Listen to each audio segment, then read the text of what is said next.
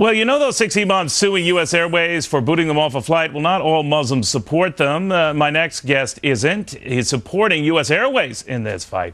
With us right now is Jasser, the chairman and the founder of the American Islamic Forum for Democracy. Explain your position, Zudi.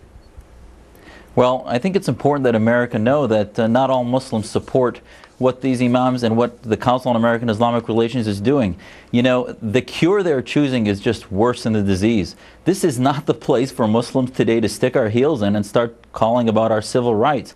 The victimization agenda soon is going to take the credibility even further away. And we're seeing that their approach of every other week finding a new cause celebre of what they're trying to do is just not working. And then in a few months or so, God forbid, when we do have a true civil rights problem, people are just not going to listen to us anymore. You know, the front line in the war on terror is the airports and the gates.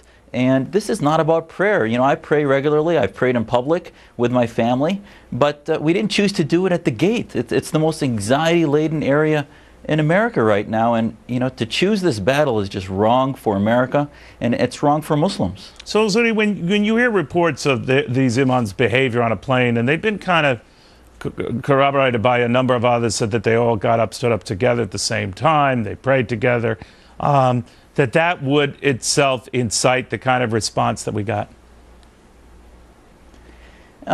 You know, the behaviors are, I mean, if I was on the plane now, I know some of them because they're local here in Phoenix, but I wouldn't have been afraid at all. But, you know, their behaviors were suspect. They were distributed on the plane in a certain way, similar to what the hijackers were. They asked for seatbelt extensions. They were speaking in Arabic. All these kind of things for the regular American who really has no contact with what's going on or hasn't met too many Muslims. They're going to have a fearful reaction. And certainly now, what this suit is going to do is actually create more division. Americans are going to be, they've actually, what I heard is they're actually suing John Doe, the passenger, for reporting to the captain a concern. And, you know, Americans are going to be even more fearful of the Arabic and Muslim community as a result of fear of being sued.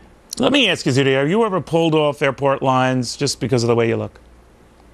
Well, you know, when you have, my first name's Muhammad, and I get pulled sometimes, and you wonder why. But how do you feel about that? It's a price. I don't have any problem with it. It's a price I'm willing to pay. So others that sue or do worse because of that, what do you say to them? I say to them that this is wrong. This is not where we should be. Our rights are not only guaranteed by the Constitution. Our rights are guaranteed by the relationship and the bridges that we build with the greater non-Muslim community.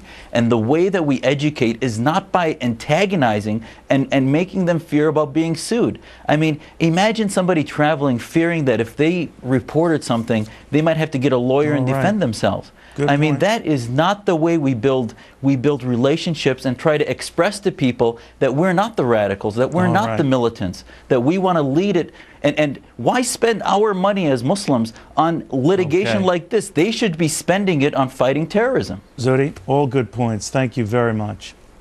Thank you, Neil.